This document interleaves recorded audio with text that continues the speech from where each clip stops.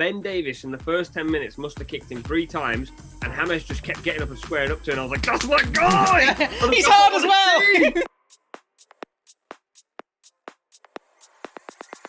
In terms of the watch list for game week 2 and the weeks moving after that, performance from Everton against Spurs was brilliant. And now looking at them, if we can believe what we've seen in this first game, and if we have a look at the fixtures, there are a lot of players in this Everton team that you can be really excited about and you can get in your team. The problem from an FPL point of view is the fixtures from the big premium assets that you're going to have and how you're going to have to move them about. The fact that Man United have got a really good run of games, Man City have got a really good run of games. But in terms of a quick watch list of players, I did want to focus on Everton for a second, mate, just because it was a great performance and we were waiting. We've seen it. There's been so many false dawns when it comes to Everton.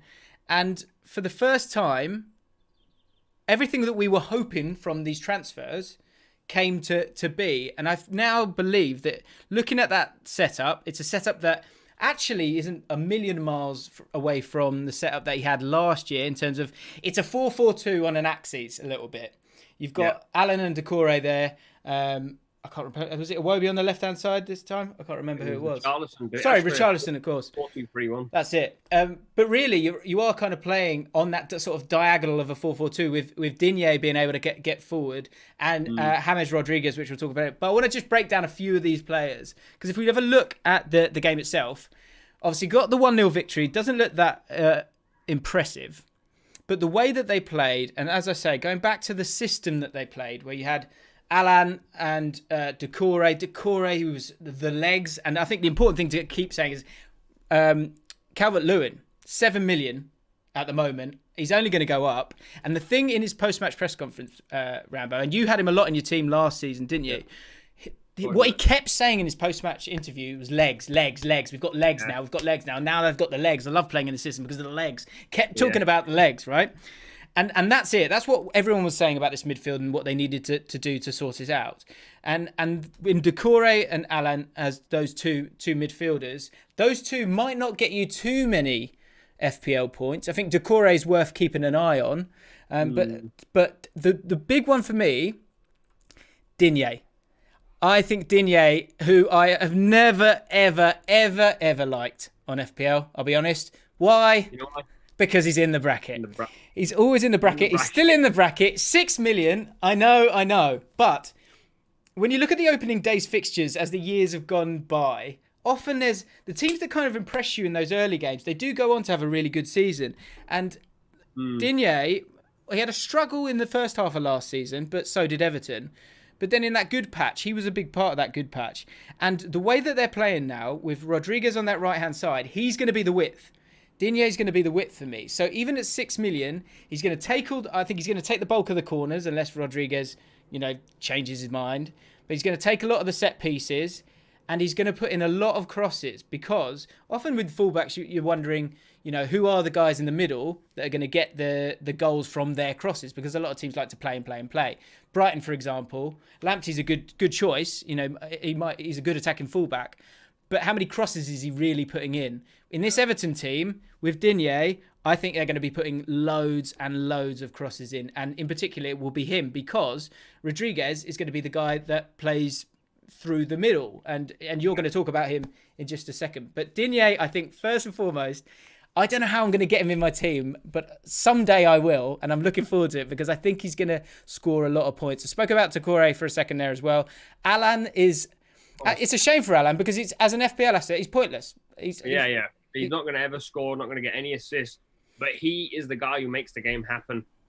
He plays this position that he just sits in front of that back four. And if you're really honest, Michael Keane and Mina and Coleman last season didn't look particularly great. And I've always said this about centre-backs, and I come back to an older season where Chelsea had Terry and Cahill, who were aging, and Kante played in front of them. They won the league, and everyone said, Cahill's incredible, Terry's incredible. It's about the guy in front. So true. And Allan protects that defence incredibly well. And the biggest thing for Digne is Allan loves to shift on that left side. He loves to cover in and around that left area. But the key thing, and I don't actually have the stat, I did have a look at it, but I was counting in my head. In the first half, James flipped the ball out to Digne 6 times. That Messi to Alba pass, they flicked out inside the left foot. into the channel, and Digne's on. He's on one. Really? Yeah, and also I think he's going to play, as you said, they're so lopsided. Coleman tucks inside. Digne gets right up the pitch. It almost becomes a back three at times. Doucoure and Allan sit in front. Digne becomes your left-sided attacker. Richarlison plays inside him.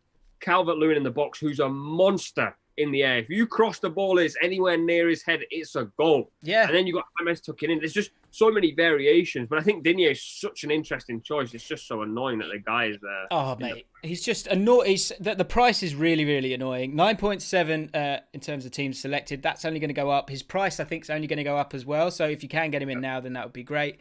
But going back to Allan for a second, Allan is the gift that keeps on giving, because for the rest of the team as well, I think Everton defenders, he's going to get more points for Digne as well. Remember, Digne is a defender in this game. So if you get more clean sheets, which of course they did in this game, he's going to be a better option. You've got Pickford there, that actually you're looking at Sheffield United and Ramsdale. Maybe you're better off going with Pickford. It's a big season for him. But if he's doing less, if all of those centre-backs are doing less, which I think last season, like you say, you played those two, you had Gomez and Davies. It's a disaster. Like, you're just going to get walked through. Whereas I think with the players that you've got there, and the hard work of Calvert-Lewin and Richarlison as well, I think they could have a really good season if it's based on one game alone. It's all very, very dangerous. But yeah, Doucoure I think is a good option. Digne is a good option. The centre backs, it might not be the worst one either. You got Keane at 5 million there. I wouldn't go with Seamus Coleman. I don't think he's going to get involved really much at all. But there's also, the jewel in the crown in terms of just the beauty of a footballer, both aesthetically with his face and, of course, with his feet as well. So much talk about James Rodriguez. People waiting for him to be a flop. But Rambo, he was great, wasn't he? It's not happening. He's not a flop. There's this theory about James that he scored this volley and that's the only thing he's ever done. I hate swearing, but bollocks to that, because the guy he is the dog's bollocks. He's not only is he gorgeous, he's frighteningly beautiful. I don't know if I've ever seen teeth that good. His black hair puts my black hair to shame, and he doesn't even have facial hair. Do you know what my missus said this, right? I went, this guy's gorgeous. Look at him. And because the reason I said that, I was like, I keep saying on stream that people are gorgeous. I should probably stop that. And she's like, what do you mean? Who's gorgeous? And I showed a picture of him. She was like, she did that thing that girls do when the guy's too good looking and they go, no, I don't know, I don't really think. I was like, shut up, love. Shut up. Like, he's well fit. Like, what are you on about? Like, yeah. It's when she doesn't want to offend you, because it's just awkward, isn't it? Well, it's when she knows that she would be punching in that, and that's my wife. That's my wife I'm talking about here. It's when she knows that she'd be punching. No, I don't like them when they're too good looking. Nah, mate, come on. He's honestly, as a footballer, though, everything ran through him, and you sometimes watch a footballer playing a team, and you think he's new to the league. Is he going to adapt? What's going to happen? Like when someone just goes, "I'm the man here. Just give me the ball." There was moments where Mina was in trouble at the back, and James has sprinted from right side of attack, or inverted right side, whatever you want to call it, drops in between Allan and Doucoure, picks the ball up, flicks it to the left, and I was like, he's literally saying, this is my team now. Like, whenever you've got the ball, if you're in trouble, give it to James, wherever I am on the pitch. There's a few moments, I think he's still a little bit rusty, where he cut inside, I thought, hit it, and he took it onto his right side. But I think as an FPL asset, 7.5 million for a guy who I believe he created 6 chances, which is the most this weekend, or 5 chances. He's a creative dynamite. He's got movement in front of him. He can pick passes. He'll score goals.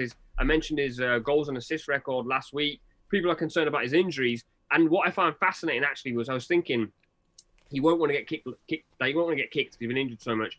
Ben Davies, in the first 10 minutes, must have kicked him 3 times. And James just kept getting up and squaring up to it. And I was like, that's my guy! He's hard as well! He's hard as well! Yeah, I was like, he's perfect! That's so but funny. honestly, in terms of the eye test, he passed it. And then for all the XG guys and all the stat guys, he passed the stats test as well. So what's stopping you? Is it just because there's his reputation, he only scores goals? What's stopping people? And people are saying in the chat already, my guy, Dan, Wilderness Kid, 7.5 million. He's saying that's a lot of... Oh, he's saying that's money, which I presume he's saying is too much money. Let us know in the chat right now. Too much money, just the right amount, or a little or good value. Is he going to get consistent points for you? Because 7.5 is quite an awkward price. What do you think? I think it's funny because we always talk about the bracket, and I can see it mentioned here in the chat by everyone. He's in the bracket. He's kind of in the bracket, isn't he? He's kind of in the bracket. He's actually right in the centre of the bracket, which is quite frustrating. But there's some people that I think you can break the bracket for. And I think if someone makes you purr like he does, I don't want to say it, but I'd say break the bracket for this guy. It's like when you're in the transfer market and you're Crystal Palace and you don't pay more than 10 million for a player, but Eze comes up at 20 million. You break the bracket for the right type of people. I think the only thing I would say, mate, is what concerns me about him is he's a creator. Is he going to score the goals? I think Calvert-Lewin, who's that's the other two that obviously, sorry, I should have been talking about when it comes to this. Is for Everton, Calvert-Lewin and Richarlison are getting better and better, and in particular, look, Richarlison's great. I actually think Calvert-Lewin is going to have one of those seasons this year where you need to get him now. And I had him in my team and I swapped him for Ings because I was like, well, Ings had proven it. He was playing Crystal Palace. He had a good run of games and I went with him. And I regret it. I do regret it. I just want to say it's been one game though. I know, it's true. Let's not doubt Danny Ings here. I think Danny Ings' topic is completely different, but Richarlison's relationship with DCL is quite a unique one. They look like they've never spoken before, but they can play football together. And I think DCL, if there's any Everton asset that I'd probably go for, obviously I love James, but as a cheap option, if you need that 7 million strike, DCL is going to score goals. More service this year because for the first time, I think even last year he was starting to understand that he's good enough for the Premier League. Yeah. Now he's that header is the header of a striker who knows he's good enough for this level now. And if you look at their games coming up, Fulham, that's the thing I'll say, like, don't panic with Fulham just yet because they've actually got a nice little run of games coming up. Leeds, Aston Villa, and so on, as you can see. But for Everton, West Brom, Crystal Palace, who maybe don't concede too many goals, but, look, they're a mid-table side. Brighton, again, I think there's not many bad teams in this league, but it's not the worst run of games certainly the next three. So I think if you haven't got any Everton players in these next three games, I think you're missing out on some good value that's only going to go up, personally. Yeah, momentum at the start of the season is always key. I think, like, if you can unless you're like putting your money on like a Crystal Palace who didn't look particularly good, it was just a case of like the game was quite bizarre. But if you watched the game and if you watched Everton played like I thought Spurs would play, and I think you gotta watch and understand and feel. You gotta feel a team, and I felt that with Everton. The next game, I think it's West Brom. Am I seeing that right? Yeah. AK Aklak, I think I'm saying. Hopefully I'm saying it right. DCL, captain versus West Brom. Listen, if he's in your team, if he's in your team, I personally would. He's not in my team yet. He might be by this weekend. But if he is, I'm on the strategy at the moment of West Brom's heads are going to be down. They lost 3-0 to Leicester and they didn't play very well.